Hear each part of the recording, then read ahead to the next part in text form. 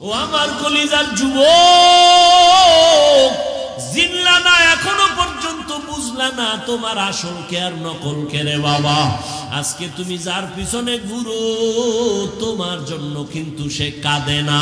এজন্য একজনে বলছে তুমি যাকে ভালোবাসো সে তোমার বন্ধু না, তোমাকে যে ভালোবাসে সে তোমার বন্ধু। তুমি যাকে ভালোবাসো সে তোমারে যে ভালোবাসে সে তোমার আসল বন্ধু। আল্লাহ তাআলা বলেন আমি দুই জিনিস দিলাম মানুষ যেন সুশৃঙ্খল জীবন যাপন করতে পারে। নবী পাইলাম না, আল্লাহর কোরআন এখন আমাদের সামনে আছে, নবীর আদর্শ এখনো আছে। এই দুইটা জিনিস ধরে রেখে সামনে আগাও। আল্লাহ তাআলা বলেন রহমতের নবী দুনিয়াতে আসার পরে 40 বছর পর আমি রহমতের নবীরে দাওয়াতের অনুমতি দিয়া কাজে লাগাই দিলাম। 40 বছর পর্যন্ত রহমতের নবী কোথাও দাওয়াতের কাজ করে না। নামাজের কথা নাই, রোজার কথা নাই, জিকিরের কথা নাই, পর্দার দাওয়াত নাই। 40 বছর পর আল্লাহ তাআলা আমার নবীকে কোরআন দিয়া দাওয়াতের মধ্যে লাগায় দিলেন। রহমতের নবী এখন দাওয়াত দেয় এক আল্লাহর ইবাদত করো, এক আল্লাহর সিজদা দাও। কিছুদিন পর আবার নবী বলেন রবের ইবাদত করো। ইয়া আইয়ুহান নাস উবুদু রাব্বাকুমুল্লাযী খালাকাকুম ওয়াল্লাযীনা মিন ক্বাবলিকুম লাআল্লাকুম তাত্তাকুন।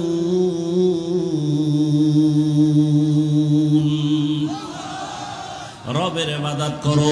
কিছুদিন পরে নবী বলেন রহমানের ইবাদত করো। মক্কার মুশরিকরা বলে রে মুহাম্মদ আব্দুল্লাহর ছেলে, একবার বলো আল্লাহর ইবাদত করতে আর একবার বলো রহমানের ইবাদত করতে, তাহলে তোমার রব কি দুইজন নাকি? একজন আল্লাহ আর একজন রহমান। কয় না, আমার আল্লাহই তো আল্লাহ, তিনিই তো একমাত্র আল্লাহ, তিনিই তো রহমান। ওরা প্রশ্ন করে ফেললো মানির রহমান, রহমানের পরিচয় দাও রহমানকে। আল্লাহ তাআলা সূরাতুর রহমান দিয়া রহমানের পরিচয় দেওয়া শুরু করলেন। আর রহমান আল্লামাল কুরআন।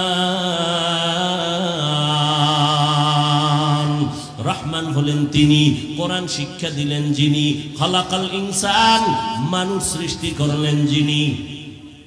আল্লাহ যে বললেন, বলাটা আমাদের বাস্তবতার টোটাল উল্টা বললেন। আল্লাহ বলেন আমি মানুষ সৃষ্টি করার আগে কোরআন শিখেছি, এরপরে মানুষ সৃষ্টি করেছি। অথচ বাস্তব হলো আমরা দুনিয়াতে আসছি আগে, সৃষ্টি আগে, তারপরে আমরা বড় হইয়া কোরআন শিখলাম। আল্লাহ বলে না না, আমি মানুষ সৃষ্টি করি নাই, আগে কোরআন শিখেছি তারপরে মানুষ বানাইছি। ও আল্লাহ উল্টা বললেন কেন? আল্লাহ পাক রব্বুল আলামিন উল্টা কেন বলছেন?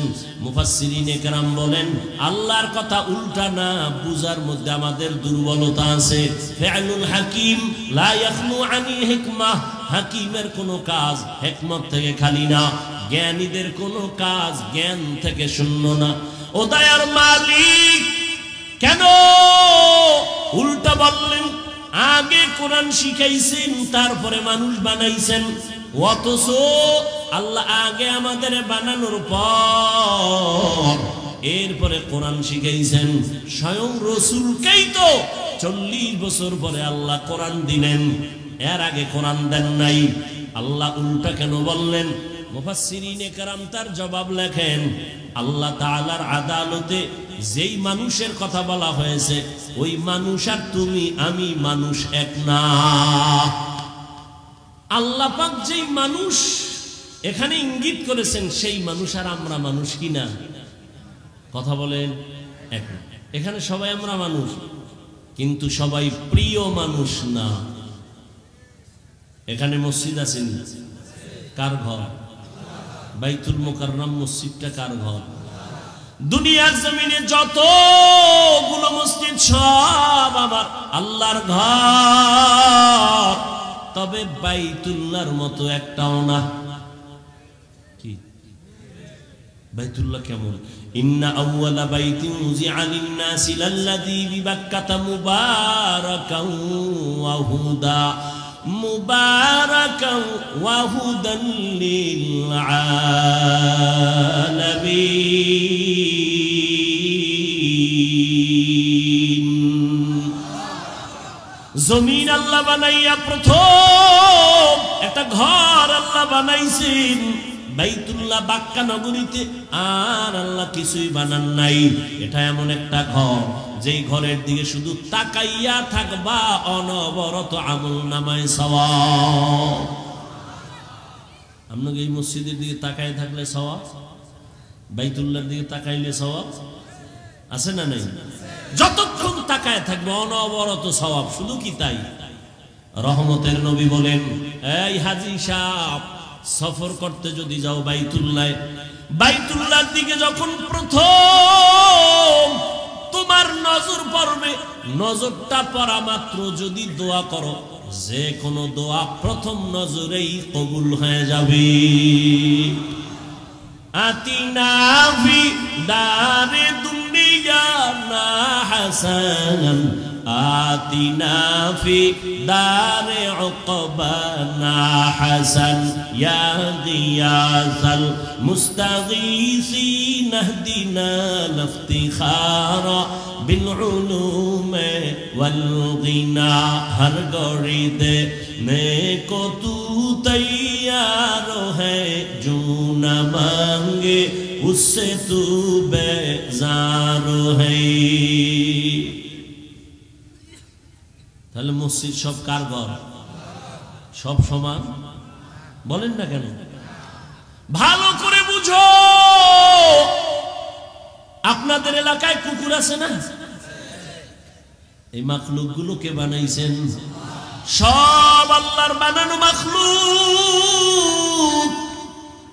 সব কুকুর আমার আল্লাহর মাখলুক, তবে সব কুকুর আল্লাহর কাছে দামি না। আসহাবে কাহাফের সাথে যেই কুকুরের সম্পর্ক, এটা এত দামি, জান্নাতে যাবে। সুবহানাল্লাহ। না যেই তাহলে বিড়ি টানো, সুবহানাল্লাহ কেমনে? সারাদিন গীবত শেখায়, গালাগালি, মিথ্যা, আর সারা রাত তো মোনাজাত ধরে হইয়া হইয়া। আমরা মোনাজাত ধরি বইয়া, তোমরা মোবাইল ওয়ালারা মোনাজাত ধরে হইয়া। কখন রাত্র ৩টা-৪টা বাজে খবরও নেই। কোন দিন আজরাইল এইসব মোবাইল সহ লয়ে যাইব, আর হুশই থাকবে না। জিন্দেগি মে বন্দগি তু কার নহি, জিন্দেগি মে বন্দগি तू कार नहीं, जिंदगी बे बंदगी शर्मिंदा है, जिंदगी बे बंदगी शर्मिंदा है। यहाँ हम सब मुसाफिर दिल ना लगा, अहले दिल की नजर से रूह करता जा, शाह दौलत सब फकीर गर नेक नहीं, शाह दौलत सब फकीर गर नेक नहीं, जिंदगी में बंदगी तू कार नहीं, जिंदगी में बंदगी तू कार नहीं, जिंदगी बे बंदगी शर्मिंदा है, जिंदगी बे बंदगी शर्मिंदा है, जिंदगी में बंदगी कुन बंदगी, बंदगी बे जिंदगी शर्मिंदगी। ও আমার কলিজার যুবক, কয়দিন আর যৌবনের বাহাদুরি করবি? করোনায় কত যুবকের লাশ, জানাজা হলো, কবরে রাখলাম, ট্রিপল মাস্ক লাগায় বয়া রইছে কুলাঙ্গার শিক্ষিত দুই সন্তান। বাবারে করোনায় ধইরা ফেলছে, কাছে যায় না মরার ভয়ে, এক পর্যায়ে বাবাই মরেই গেল। ওই শিক্ষিত দুই কুলাঙ্গার মাস্ক লাগাইয়া এলাকার গরিবের টাকা দিয়ে কয় লাশটারে টেনে টেনে রাস্তায় ফেলে দিয়াস। রাস্তায় ফেলে দেওয়ার পরে ওই কুলাঙ্গার দুই সন্তান দরওয়াজা জানালা লক করে দিল। এক নজর দেখলো না বাবার লাশ কুকুরে খাইলো নাকি জানাজা হলো। এই যুবকেরা ইতিহাস ভুলবি না। ওই সময় দেখছনি এই দেশের টুপিওয়ালা উলামায়ে কেরাম শত শত করোনার লাশ কাঁধে নিলেন, গোসল করালেন, কাফন পরালেন, জানাজা পড়াইয়া কবরের মধ্যে রাখলেন। একজন হুজুরেও করোনায় মরে না। কেমনে বুঝাবো রে যুবক? শুরুতেই বলেছি উলামায়ে কিরাম ছাড়া কেউ তোদের আপন না। তুই যাকে আপন মনে করো, আমি বলি এ তোর ধান্দাবাজ আর চান্দাবাজ। স্বার্থে যদি আঘাত লাগে তোর দল থেকে নাম কাটবে না, কল্লা কেটে ফেলবে। ওরে আল্লাহর গোলাম, উলামায়ে কেরাম এই জাতিকে নিয়ে যেই ভাবনাটা ভাবে, এই ভাবনা কেউ ভাবে না। সবাই ভাবে নিজের চেয়ার, নিজের ক্ষমতা, নিজের দল। আর উলামায়ে কেরাম নিজের নিয়ে ভাবে না। ইমামতি থাকলে থাকলো, না থাকলে নাই, বয়ান হলে হলো, না হলে নাই। কিন্তু জাতিরে জুলুমের শিকার হতে দেওয়া যাবে না। এই জন্য মাজায় গামছা বাইদা রাস্তায় নেমেছেন। নামার পরে সফলতা আনার পরেও কোনো হুজুর কয় নাই আমার উপদেশটা বানাও। তবে সব আলেম ওলামারা হুঙ্কার দিয়েছে আবার জুলুম যদি হয় আবার এই জমিনে আন্দোলন হবে। কোন জালেমকে সুযোগ দেওয়া হবে না। জুলুমের বিরুদ্ধে আন্দোলন। মুসলমানের আন্দোলন একবার হয় না, বারবার। মুসলমান জীবন একবার দেয় না, বারবার। উম্মতের জন্য আলেমরা ভাবে। এই যুবক, বহু বুদ্ধি লয়ে ঘুরো, একটু জবাব দাও বাবারা।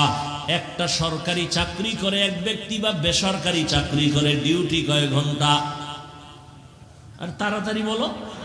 8 ঘন্টা। বেতন নিম্নে বেতন কত? 20,000 ধরো। কত? 20,000 টাকা বেতন। আর টেবিলের নিচে আজে বাজে মুক্ত তো আছেই, কত ফ্রি। আর বলো বাবা, একজন আলেম মসজিদে ইমামতি করে, তার ডিউটি কয় ঘন্টা? বলো। বেতন কত? 6 লাখ। 5,000, 6,000, 7,000, 6 মাস বাকি। সভাপতি 100 টাকা দেয়, তাও ঠিক মতো মাসে মাসে দেয় না। ওরে একক তো নামাজ যদি না পারায়, রিক্সা ড্রাইভার আইয়াও ধমক দেয়, হুজুর গেছিলেন কই? হুজুর বলে তুমি কে আমারে ধমক দিলা? আমি রিক্সা ড্রাইভার। তোমার এত পাওয়ার কেন? কয় 5 টাকা মাসে বেতন দেই। কি পরিমাণ জুলুম করতেছো! অথচ তোমার যেই সরকারের টাকা নিয়ে চলো, যেই কোম্পানির মালিকের চাকরি করে টাকা নিয়ে সংসার চালাও, ওই কোম্পানির বিরুদ্ধে আবার মানববন্ধন করো, সরকারের বিরুদ্ধে মানববন্ধন করো, বেতনের স্কেল বাড়াও, না হয় গদির মধ্যে লাল বাতি জ্বালায় দিব। আর একজন ইমাম 5-7 হাজার টাকা বেতন পাইয়াও 6 মাসেও বাকি পায় না। কোনদিন বলে নাই বেতন বাড়াও, কোনদিন বলে নাই আমার বেতন বাকি কেন। বরং যত মানুষ গালি দেয়, আল্লাহর বান্দা কলিজা বইরা দোয়া করে, ও দয়ার মালিক এলাকায় শান্তি দাও, এলাকার রোগীদের সুস্থ বানায় দাও, কবরওয়ালাদের জান্নাত দাও, ব্যবসায়ী চাকরিজীবীদের কামাই রুজিতে বরকত দাও।